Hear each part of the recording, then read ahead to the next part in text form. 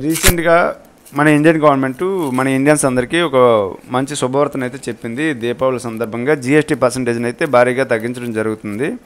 అయితే ఇప్పుడు అమెరికాకి మనకి ఉన్న ఈ గొడవల వల్ల మన జీడిపి అనేది బాగా పడిపోయే అవకాశం ఉంది. అందుకని మన ఇండియన్ వస్తువులనే వీలైనంత వరకు ఎక్కువగా మన వాళ్ళు కొనడానికి ట్రై చేయాలని మన మోదీ గారు ఈ మధ్య ఉత్తరప్రదేశ్లో జరిగిన మీటింగ్లో చెప్పడం జరిగింది.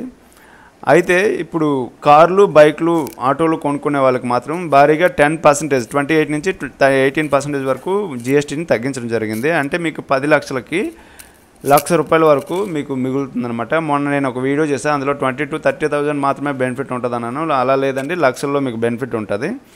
ఇది కాకుండా స్టూడెంట్స్కి 0% చేస్తారు వాళ్ళు కొనుక్కునే ఐటమ్స్ అన్నిటి మీద కూడా. నెక్స్ట్ రైతులకు కూడా పర్సంటేజ్లు అన్నీ తగ్గించడం జరిగింది. మన నిత్యావసర వస్తువులు ఉంటాయి కదండి, ఇంకా టీవీ, ఫ్రిడ్జ్ ఇలాంటి ఎలక్ట్రికల్ ఐటమ్స్ మీద కూడా జిఎస్టీ అనేది బాగా తగ్గించడం జరిగింది. అందరూ వీలైనంత వరకు మన మోదీ గారు చెప్పినట్టు మన ఇండియన్ వస్తువులను కొనడం వల్ల మన జీడిపి మీద ఎటువంటి ఎఫెక్ట్ ఉండదు. మన జీడిపి ఎఫెక్ట్ ఉంటే మన అందరికీ కూడా ఆ భారం మన అందరి మీద కూడా పడుతుంది. జై హింద్.